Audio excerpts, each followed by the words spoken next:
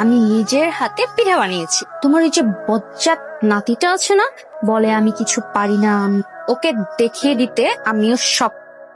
তুই আমার মেয়ের ঘরের মেয়ে, গুণ তো থাকবেই।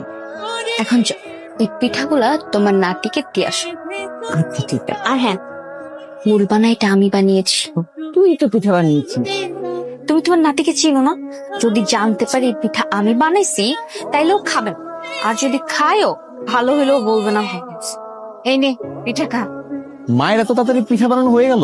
তোর মা এই পিঠা বানায়নি, এই পিঠা নবনী বানিয়েছে। ও নিজ হাতে আমার জন্য পিঠা বানাবে, বিষয়টাতে খটকা লাগতেছে।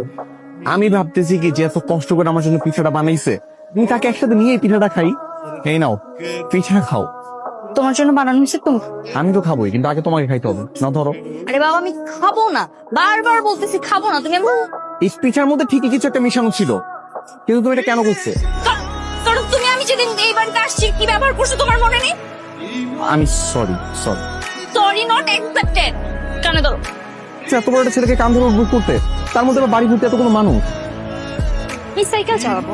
শহরের মেয়ে হয়ে এখানে তুমি সাইকেল চালাবা? দেখো এটা কিন্তু সাইকেল, তোমার স্কুটি না যে মোটর দিবা সামনে দিকে দৌড় দিবে। এই শহরের মেয়েরা কি মানুষ না নাকি? আর ঢাকা শহরে সাইকেল নেই? বারবার করে বললাম সাইকেলটা আমি চালাই না, সে সাইকেল চালাবে। আমি তো পারি। তোমার মতো হাতি একটা শরীর নিয়ে নড়াচড়া করলে কিভাবে নিয়ন্ত্রণ রাখ? চালাইছে। শহরের মেয়ে সব পারে, এখন উল্টায় ফেলছে।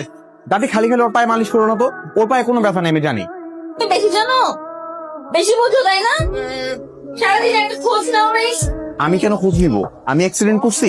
এত ঝগড়াঝাটি করো না বুঝছো, কালকে ঘুরতে নিয়ে যাও। কেন?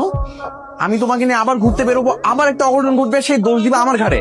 ঘুরতে নিয়ে গেলে আরো বেশি দোষ হবে। আমি ঢাকায় চলে যাবো আর মামাকে বলে যাবো আমি ঢাকায় চলে যাচ্ছি আপনার ছেলের অত্যাচার।